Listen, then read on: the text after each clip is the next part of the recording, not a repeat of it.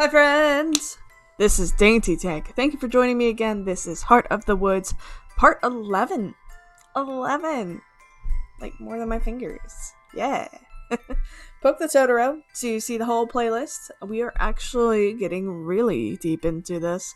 Last time, we watched as Morgan got intercepted and lured into the depths of the forest by Evelyn, which is, of course, the evil spirit that took over her dead mom, because, that's chill, and did something to harm the forest spirit. I think she might have killed the forest spirit. I don't know for sure, but it seems like it's dead.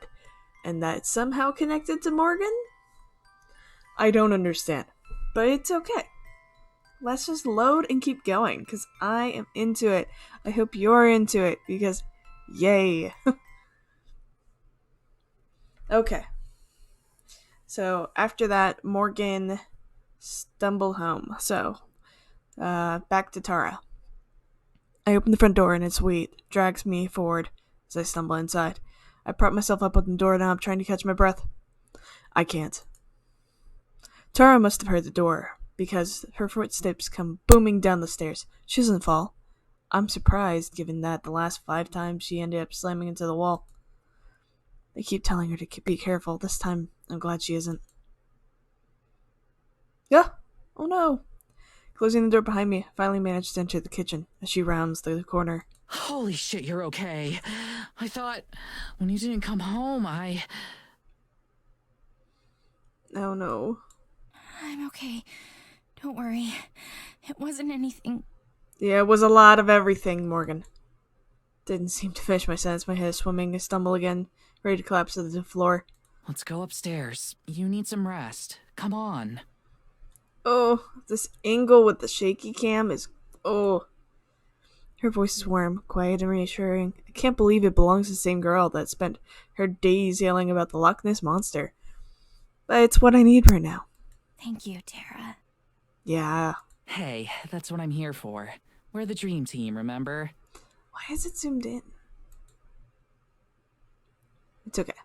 She flashes me a now very familiar wide-mouthed, goofy grin. I can tell she's trying to distract me from the fear and worry I can see in her eyes. She's never been hard to read, but by now, she's an open book. But at least she's trying. That counts. Come on, let's get up there. Yeah. Tara holds my arm to steady me as we go upstairs. I hate being like this. I'm not supposed to be weak. I can't be weak. Oh, then it zoomed back out. Okay. I guess it was just because it was from Morgan's point of view. Also, look outside! Ah! All of the snowy trees and the pretty, autumn dusk. Despite the fact that there's doom and gloom, it's really cute. Plus, the Taranormal poster. I really want that. Super want that Taranormal poster. Because that's great. Oh, it's got a little Tara face in it. Inside of the UFO, that's a great logo. Phenomenal logo. Great job, Matt. I ignore the shaking in my legs and force myself to stand out on my own. Even if I'm not, if I'm just walking to the bed to sit down, it helps. You just sit here for a minute and relax, okay? I'll go make some coffee or something. Good luck with the something. I know you can't cook. I thought you didn't even know how to make coffee. Point. That's where the or something comes in. Finger guns. Takes me a moment to realize that I'm laughing. Everything's gone wrong, but I'm laughing. Every time I start to lose hope, she makes me laugh. Good. She's smiling again. It's a genuine this time. I guess I'll take the risk. Thank you, Tara. Love it. I'm not good with words. I want to kiss her. To thank her, genuinely. It's not the right time. I kiss her cheek instead. Tara hesitates, staring at me blankly. For once, she doesn't go crimson. She doesn't go crimson. Instead, her eyebrows knit together into a look of worry once more. She doesn't say anything, just turns and heads for the kitchen. Maybe that was a mistake, but I don't think it was. Oh, no. That face. Shoo! A whirlpool of panic hits my brain the instant she leaves, threatens to overwhelm me, crushing over my thoughts and pulling me deeper into its abyss. My breathing runs ragged. I close my eyes, counting to 100 as I've done so many times before. But it's not enough. The forest. Maddie. Evelyn. Tara. I try to raise my head above the water. I can't do this. After everything, with Maddie, with Evelyn, Tara shouldn't have to deal with my problems too, and neither of us have time to deal with all of the feelings I know we're not talking about. If I'm a bigger part of the picture than Maddie, I know what that's going to lead to. I'll hold it. I'll hold it in. I'll be fine. I shake my head. It's so much harder to lie to myself than it used to be. Those heavy footsteps save me from the mess in my head. Tara slips back into the room with 2 mugs of what I think is supposed to be coffee. The smell of coffee always makes me feel calm, but now it just makes me feel sick. Here we go. If the caffeine in this doesn't wake you up, then at least the taste will. As long as it doesn't kill me. Well, No promises. I bring the mug to my lips and taste it carefully. It's not bad. Or I'm just desperate. Either way, I keep drinking it. So, what happened out there? Did she hurt you? Yeah. Not really. She just went on about how I can't do anything to her. It wasn't anything serious. It was. You should tell her. Be open. Bullshit. Thank you, Tara. I want to tell her not to worry, but I can't. Evelyn's laughter rattles in my head in the second I open my mouth. I place the already empty mug of coffee on my desk. Feel Tara's sheer intake of breath behind me. Spin around, my heart racing. Fear and worry reflect in her eyes as her gaze flits between my face and my hand. I look down, my palm still bleeding gently. Throbs now that I'm looking at it. With everything that happened, I forgot about it. Tara races forward, holds my hand between her own, applying a gentle pressure to it. Her concern is more than I can handle. I can't lie to her. Thank you, stop lying. She's here to help. Oh, I'm too gay to sit. Let's have cold brew. With Jameson in it. It's fine. It's a weekend.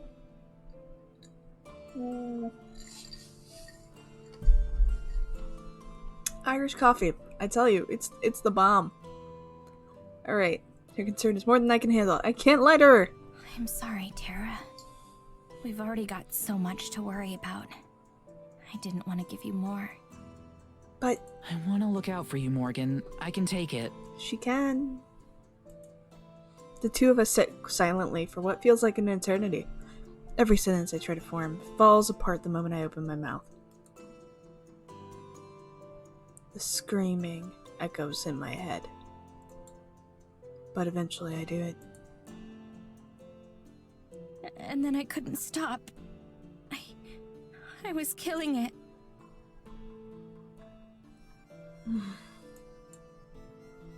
Tara rubs my hands, staying quiet.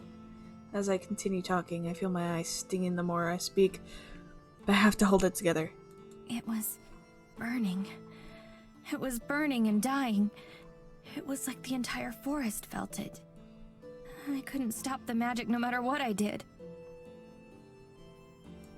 And after everything was said and done, Evelyn, I feel a tightness in my chest. I've never spoken like this before to anyone, not even Giladora. She told me my real mother was just like me. Couldn't bring myself to continue. Voicing the implications out loud would make them more real than they already are. My real mother is gone, and whatever similarities we bore mean nothing now. All that matters is that she lost. Shit, Morgan,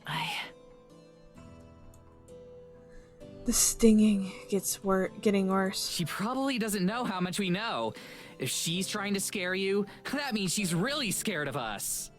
That's a good point. Her pulling weird shit in the forest isn't gonna change anything. Yay. She can't understand. How do I tell her about the screams of the forest, that black fire? But think about the fact that she used you against the forest. There's something about you that is so terrifyingly powerful. I don't know what it is, but I want to find out. The trees were... I cut myself off. What am I doing? I already told myself I wasn't going to let this get to me, and here I am, already about to lose it. I have to keep it together. You're right. Sorry. I shouldn't have made such a big deal out of it. Yeah, you can complain about her killing the forest spirit. That's kind of a big deal. Oh no. Abigail's friend. Hey, that's not what I meant. I want to hear what you have to say. She sits down next to me, the singing in my eyes isn't going away, no matter how many times I try to blink it back. You know I'm not the best at, like, saying stuff. Or knowing how to say stuff. Isn't that your job? No, not really. It's different, but... Yeah, but do I ever look like I know what I'm doing? Tara's got such cute expressions. Like, dang. She holds my hand as I chuckle. You've got a point. But I'm okay, I promise. It was just some cheap scare tactic. Okay. I wouldn't let something like that beat me. Get it. Like you said, this is just a sign that we're on the right track. Yes. Just because everyone else before us failed, that doesn't mean that... Morgan. Huh? Oh, so many tears. You're crying. What? No, I'm not. Inch by inch, I reach up and touch my cheek. It's wet.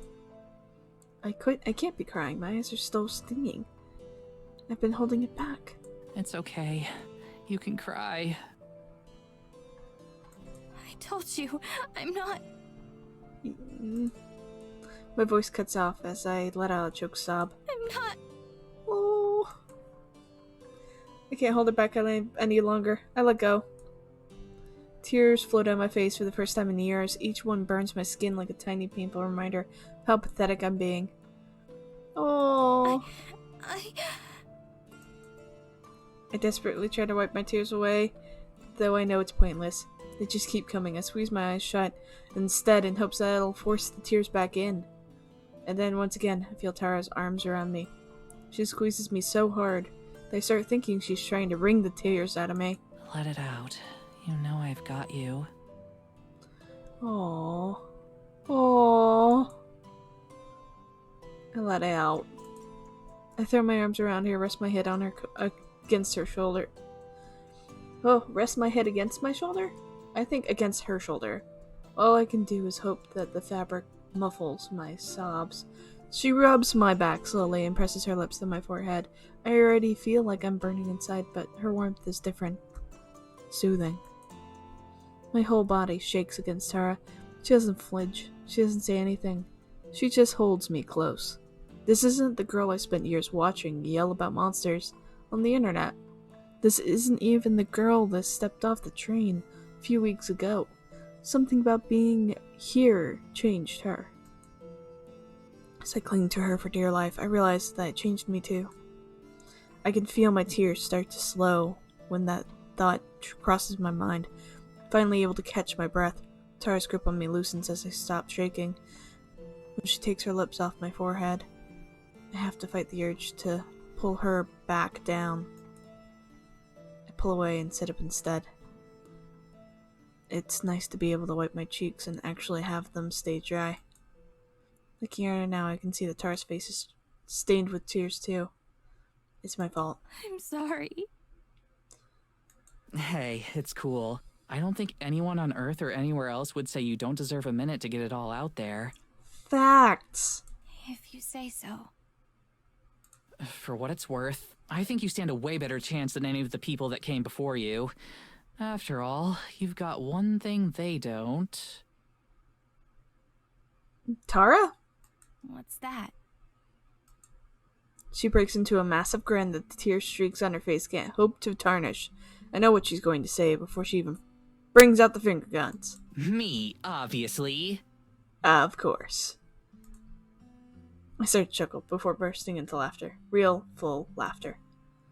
Every now and then, a sob slips in. I don't mind as much anymore. As always, she knew how to make me feel better.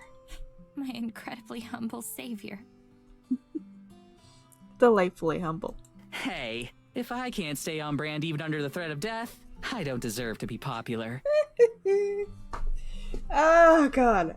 You are the most awesome human. I love you so much, Tara. I love that about you. Aww. The LWord. Ah! The blush. I clamp my mouth shut the instant the words leave it.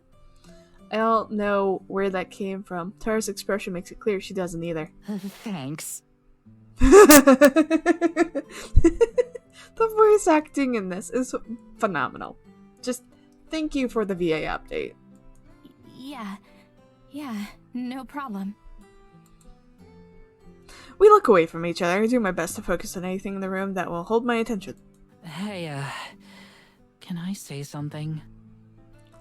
Uh-huh. When I look up at her, I see that her entire face is bright red. As much as I love to joke, I'm 100% serious about you having something that they didn't have. More than one thing, actually. Okay. What are you talking about? I mean, you're really brave. Like, the bravest person I've ever met. You're smart, too. Hell of a lot smarter than I am. Uh-huh. You're... She scrunches up her face in that cute way she does when she's trying to figure out what to say next, which means I've seen a lot of it. You're all the things that I act like I am. Aww. Ah. You're smart, you're brave, you're strong. You're not afraid to fight back against bullshit. You're beautiful, you're capable. You're everything I ever wanted. You've been through a ton of bad shit all your life, and you're still fighting, even against things nobody else out there believes. I spend nearly every day of my life thinking about the strangest things in the world, and I still couldn't have imagined someone like you really existing. Yay! If I hadn't watched her ramble for years, then I'm sure that by now she'd be incomprehensible, but I can hear every word, and I can feel my heart beating faster with each one. And you're just really awesome and fun to be around, and being here with you is one of the best things that's ever happened to me, and I don't want this to end, and I'm... You're in love with me. Oh. I'm in love with you! Don't you get it? Oh, no. Why is there a cut in music? Oh. Wait, did I just... And she... Both sit there in a stunned silence. I try to tell myself that I don't know where that came from. Another lie. I've known for a while now. Just like I know that I... Look, I'm really sorry. I know we agreed from the start that we wouldn't catch feelings. I swear I've never had this happen before. She's a mess. But she's a mess I'm in love with. Yes! I get if you're upset, and I'm sorry for bringing this up now while we've still got this other shit going on. And when this is over, I can just leave, and I won't make a big deal about any of it, and we can just go back to living our own separate lives.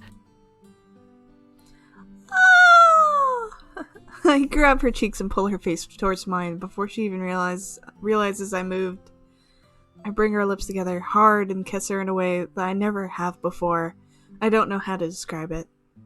Oh, it's so cute! I just know it's something new. We've kissed plenty of times, but this isn't like any of those, and isn't like any kiss I've ever had with anyone. It's healing, it's grounding, it's incredible. Oh, it only takes a second before she kisses back hard. She grabs me again, and I can feel her hands moving against the length of my body. It's like she's looking for handholds. I realize in the back of my mind that this is the first time we've had a kiss this deep without one of us putting their tongue on the other one's mouth. I'd laugh if I didn't have more important things to do with my mouth. Like being adorable? Because, geez.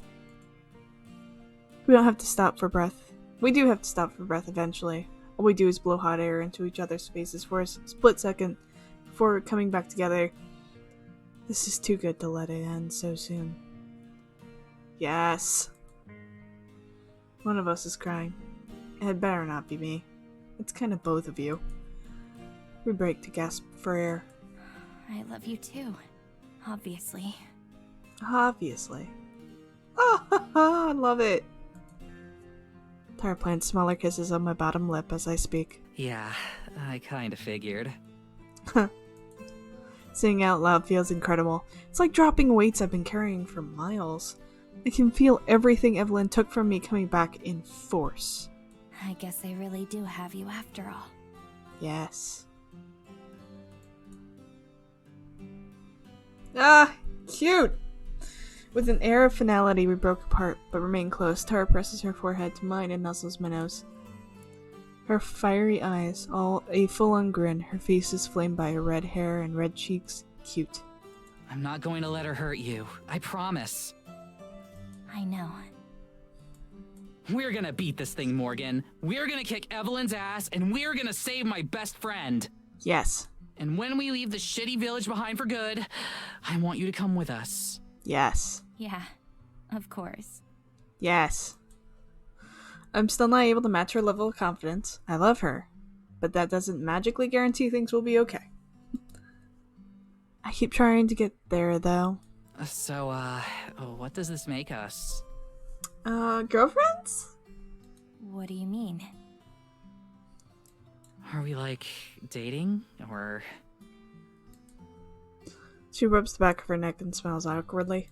I mean, it's been a while since I've done something like this. And... this isn't exactly a normal dating scenario. I know what she's trying to say. We don't know what's around the corner yet. I don't know. Not that it's anything against you, of course. I love you a lot. I don't doubt that for a second. But I don't know if I can put a name on that love right now. Not with everything else we're dealing with. And here I always thought fighting an ancient evil monster would be the perfect setting for asking someone out. She doesn't sound mad. That's a good sign. Maybe, if everything turns out okay, we could give it a shot. Putting a name on it, I mean. Yay. She cranes her neck towards me and kisses my cheek. Saving it for after we kick some ass, huh? I can dig it. Ha ha ha ha. So, what does that make us? For right now, I mean. Can we just be people who love each other? Stay friends the way we are right now, but in love. Oh. Yeah, I think I can do that. I do have one question, though. Shoot. Can we kiss more often now? Oh. That works for me. I already know she's about to kiss me, but I beat her there. My lips meet hers on the way up. Her squeak of surprise melts away as we hold each other. Oh, that's so cute. I'm still afraid. I'm still uncertain. But this helps. She helps. Thank you, Tara, for everything. Oh, that was cute. Oh no, now we get to see the sad aftermath with the spirits. No! Oh, too gay to sit. It's been a weird morning. Usually when I get up, Abigail's awake, ready to go, and usually she's been for several hours. This morning, though, I woke to find her dozing nearby, long past when she'd normally wake up. She complained about having a headache, so we decided to take a walk through the forest to clear her head. So far, it seems like it's done the opposite, though. We've been walking in uncomfortable silence. It's been about an hour or so when we first noticed the buzzing. First, it feels faint, like a sound of wind, or the rustling of trees, but then it started to get louder. Sorry, the noise just kicked in. I don't know if you can hear that, but it sounds almost like a cicada. and louder. Fairies! Oh, fairies are cicadas? Got it. It's the first word she said in ages. She pulls me closer to her as the buzzing gets closer. Sure enough, the source of the noise soon comes into view. Dozens of fairies, maybe even as many as 100, flutter past overhead. They form a cloud rushing through the forest, nimbling, weaving over and under the bushes. Well, I see some... When I first saw fairies back in the clearing, their movements were graceful and delicate, but now they're frenetic, and urgent. The swarm travels right toward us, though they don't seem to notice or care about us at all. The buzzing has grown to an almost ear-splitting level, and I realize it comes from their wings. Like bees, their tiny wings beat rapidly to keep them up, to blur against the fairies' snowy-looking bodies. Suddenly, several of the fairies split off from the rest and dive towards us. Fling at my arms to protect myself, but they come to a halt overhead. This is my first chance to get a good look at them. Oh, hi! You guys are really cute, and your wings are all different. Huh. Oh, hi! Their bodies are smooth and pale blue with a whitish tint. Their eyes are beady and small, looking more like tiny flecks of obsidian than anything with sight. Wow, that's a way to say it. Obsidian is so black, it just kind of absorbs light. At first it looks like they're wearing gowns, but then I realized that what look like their clothes are parts of their body. Colorful plumage helps make each fairy distinct from the other. Okay, so they have their bodies make collars? Because this one has a collar. Okay. Rather than legs, their bodies taper off into a point, much like little ballerinas. Ballerinas have points? With points? Like snowflakes, no two look the same. Oh, that's a good way of putting it. One of them turns a somersault, while the others hover anxiously. Our queen! What? Is that you? What? Have you returned? What? Their voices are all identical, squeaky and raspy, yet impressively loud despite their tiny size. It takes me a second to realize that they're addressing me. I'm sorry. I'm not your queen. I'm just an ordinary human. A human? Ordinary? Don't think so. They crowd in a little bit closer, their fingers grabbing the empty air as if to pick me up and carry me away. Take a step backwards with Abigail still holding tight to my arm, but the fairy's just creeping in even closer, their wings beating hummingbird fast, distractingly loud. I promise, I'm just a regular person. You're mistaken if you think I'm your queen. A mistake? Have you seen her? We've been looking. We haven't seen her. We haven't seen anything like her. I have no idea what a fairy queen looks like, but I'm sure I haven't seen anything that fits that description. How long has she been missing? It's hard to say. Did you know? Time is a human concept. Their answers aren't helpful at all, but at least understood my question, which means they have some knowledge of time. What doesn't make any difference, though. The rest of their swarm has moved on, the buzzing fading once again, but they don't seem bothered. If we see her, I'll be sure to tell her you're looking. That won't be needed. She surely knows. That's why she's our queen. Fairy's peculiar way of speaking in turn is almost comical. Since they haven't left us alone yet, I assume that they're still expecting or hoping for something. I'm a little afraid to find out what. Do the three of you have names? We don't. We have no need. Names are for humans, too. They all nod in unison. Given how everything else about them seems to be insect-like, I just assume that they have a hive mind of sorts. It would fit with everything else I know about the forest. Oh no! Click. I'm getting a bit tired of all the different networks and connections. It's silly. It feels a little like not knowing the password to a friend's Wi-Fi. To help keep them straight in my mind, I give each of them a name. The one in the purple flower is Hi.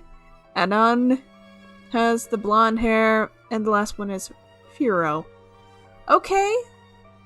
Those are very... I would have just named them like 1, 2, 3, but you go, Maddie. Very creative. Beside me, Abigail tugs at my sleeve, surreptitiously. She's angled away from the conversation, trying to lead me out of it. I turn back to the fairies, putting on my best customer service voice. We have to go now. It was nice to meet you. I hope you're able to find your queen soon. I don't want to turn my back on them, so I wait for them to say their farewells and leave, but instead, they come in even closer, causing Abigail to gasp. Don't go! That was very desperate. What if you stayed? You could be our queen? You would do! You would do. We could make it so! It would be easy! Alarm bells ring in my head. I start to step backwards, with Abigail keeping right on me. There isn't anyone else! Not everyone is suitable. But you are! Let us show you what it'd be like! We can give you a taste! Would that be alright? They're buzzing and flittering slows as 3 pairs of eyes stare at us. Abigail squeezes my arm. I move my mouth to say no, but the way their gazes pierces into me roots me to the spot, like tiny dancers adorned with glitter. Their skin shimmers in low light, filtering through the clouds. Madison, Yeah? come on, let's go. But I can't, or rather, I don't want to. Not yet. What if I know something useful, Abigail? We know lots of things. Secret things, clever things. We can know you, too. Ugh. Their pests. Their buzzing is a little too loud and their voice is a little too shrill, but... You don't belong here. No. We can tell. Yeah. But wouldn't you like to belong? Ha. They creep a bit closer in synchronized motion. This is very fascinating. They're close enough now that I can reach out and grab one if I wanted to, or slap them away. I don't, though. A place to belong. Could they really offer that? What exactly do you mean? Yeah, what do you mean? I can feel Abigail's grip tighten against my coat. She doesn't say anything. Sensing an opening, the fairies circle dizzyingly around our heads. The forest doesn't reject you. God, that does make it dizzy. But it doesn't accept you either. Huh. We could change that, though. Whatever it is you want! Whatever you're searching for, if you help us. Gotcha. Wouldn't you like that? Wow. With a jolt, I turn to face Abigail. I'm sure she knows what I'm thinking. Whatever I want, there's only one thing. Freedom. Abigail stares back at me for a moment, and then presses herself against me. Looking up at the fairies, I nod. Okay. Just a taste. Okay. Excited, they dive down until they're level with my face, and Abigail cringes, but doesn't let go. As one of the fairies close in, placing their hands on my face like they're checking my temperature. Their hands are frigid, painfully so. It's amplified by the fact that I haven't felt cold in days. My hands jerk upwards on instinct, ready to pry them away, but I don't. Then one of the fairies moves their hands over my lips. One covers my ears, and the other covers my eyes. For a split second, I feel like I'm falling through the air. And then it all hits me. All I see is black. I'm alone. And yet, hundreds of presences flood my consciousness all at once. I can tell they're the fairies, but I don't know how I can tell. I'm bombarded by their awareness like tiny darts, not using words or thoughts or intentions, but just feeling. They're somehow distant, as if behind a wall, but so present. I try to find the semi-familiar presences of Hey, Frio, and Anon, but they're indistinguishable from the rest. There's no individuality, no sense of identity at all. They're just the fairies as a whole. They are a hive mind. They're like Horde Prime. But I can feel what they're feeling. Panic and anger and hurt all churned together. The feeling of being lost, of not knowing where to go or what to do, but not being able to sit still. Though I can't tie it to any particular memory or event, the feeling hits me so strongly, so undiluted that I think I might cry. I can feel that they've been scared by something, but I don't know what that something is. Then, at last, I feel a nudge within my mind. The sensation of being noticed. The presence takes me in, welcoming me. It occurs to me that I no longer exist. I try to ask what's going on, but I don't need to. The moment the question forms, the presence with me starts to answer. Images play in my head, ones I've never seen before. They're grainy, like an old film. If I try to focus on a particular detail, the whole thing becomes muddy. I can see flames burning away at the forest. The fire is so real that I can almost feel its warmth. But when I start to focus on it, that too vanishes. The presence of the fairies weighs on my mind, an uninvited audience to the next part. I can see a fairy, stumbling alone, but something's wrong with it. I realize instantly, I can't feel its presence. Where it should be, there's just a gaping hole, so vast and profound that it hurts by sheer exclusion. Oh. It's agonizing. I want to tear my heart out of my chest so I don't have to feel it anymore. The presence of the fairies, the whole nest, tries to reach out after it and fill the hole, but it won't allow itself to be touched. The moonlight overhead, which I crave, falls onto the lone fairy who hastens to escape it. The lone fairy flees, and the rest of them, the rest of us mourn. One word pulses through my head, both a condemnation and reassurance. One word, though I don't know what it means. Moonsick. Moonsick. Moonsick. Moonsick. Moonsick. Moonsick. Moonsick. Moonsick. God, jeez. The vision twists, and I can see a woman. But she isn't a woman. She's also a fairy, but not just. I'm so happy and relieved to see her that I just know she's the fairy queen. I can feel how much she misses the lone fairy. I know, because I miss her too. Desperately. I can see her searching, her hope never fading, until one day, she's gone. The loss is even greater this time. A sick mixture of guilt and shame plagues me, because I don't know where she is. I don't even know how long she's been missing. How could I have not noticed? The loneliness is so great that I want to do anything to erase it. Another silhouette flickers, just out of sight, but I can't keep track of it. We all have to watch it together, and then I realize it's me. But just like the fairy queen I saw before, it's also not me. Visions of time pass, months, years, centuries, and throughout all of them, all of the loneliness is gone. It all feels right. I could fix this.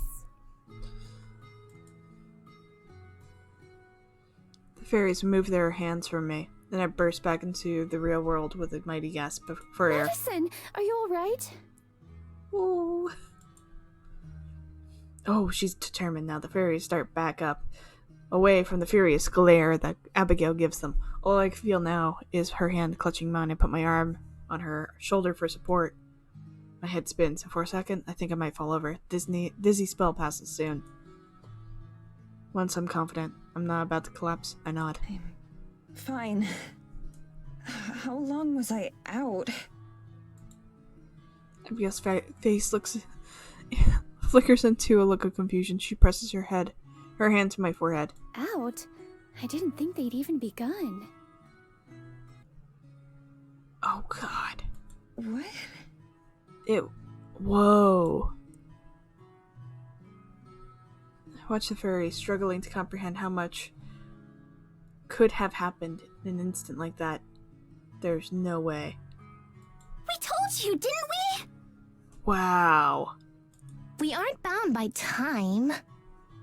Join us and you won't be either. Whoa. Sheesh. That is power. Now that you've seen, That you're co-tournamentist, basically? and now that you've felt, Yeah. will you join us? Oh my goodness. Eyes wide, Abigail looks up at me. She doesn't have to say anything for me to know she's begging me to decline. I wish she could have felt how warm it was, how nice it was to belong like that. Yet, at the same time, it feels like a distant dream now, something detached and fading. I try to remember the sensation, but I can't. It's water slipping through my fingers. It seemed so real, but it wasn't. It was only a second. Can't sign my life away to the fairies for 1 second of visions, no matter how right it felt, no matter how comfortable. I'm sure that I was just seeing what they wanted me to see. Smile at Abigail, and then shake my head, rejecting the fairies. I'm sorry, but I can't. Thank you for showing me what it would be like, though. How can we persuade you? We need our queen soon. You could be our only hope. I know you do. But I'm sorry. That just can't be me. We hope you'll change your mind. We'll be waiting for you. We'll be waiting for a queen. Ooh. With that, they turn tail and dart off into the same direction that the swarm had gone. Soon, all trace of them is gone. Like they've never been there. Madison, are you sure you're all right? Yeah. Before we get into all of this, because that was a lot. That was a whole lot. Let's actually end this here. I know I've been going a little longer with these episodes, but I'm going to try and keep it a little closer to in between. Like my general half hour to an hour. So I'm going to try and shorten it down to 45 minutes. Because I think it's just a better cut that way. So, with that, I'm going to leave it here. That was quite an adventure. It was a lot more than I thought. Also, I was able to get the new recording software to work, so hopefully this is neat and good and you enjoyed it. I will see you all next time. I love you all. Bye!